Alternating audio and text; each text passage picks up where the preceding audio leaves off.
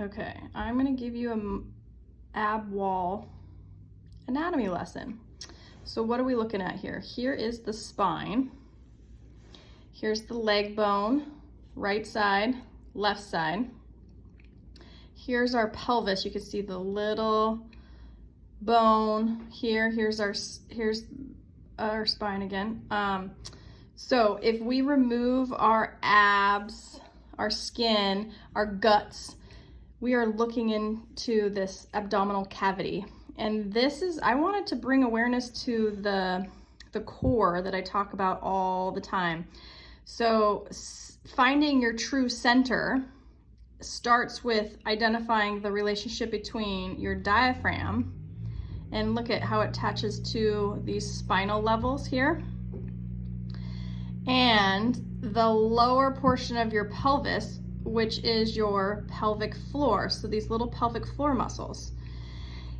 If we cannot maintain intra-abdominal pressure within this cavity, our hips and our psoas, our hip flexors, or our spine have to take up more of the work. So if you notice here, this dome-like shape here is the outline of an optimal domed position. You can notice on the right side it is a little more domed. It's oriented. This is always why I talk about it's easier for us to literally breathe on this right side.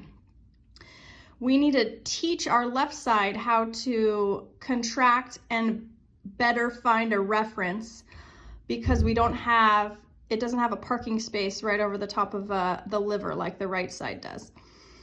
So if we have good relationship between the diaphragm and this pelvic floor, we now can get rid of diagnoses such as diastasis recti, sciatica, back pain, pelvic floor dysfunction.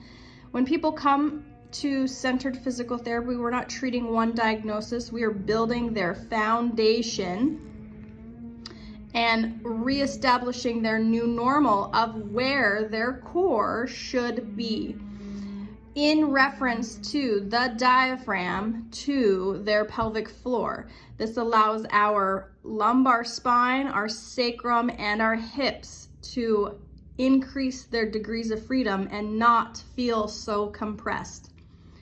So looking at this abdominal wall is super helpful in describing this intra-abdominal pressure that I talk about in my practice. If you have any questions, feel free to reach out.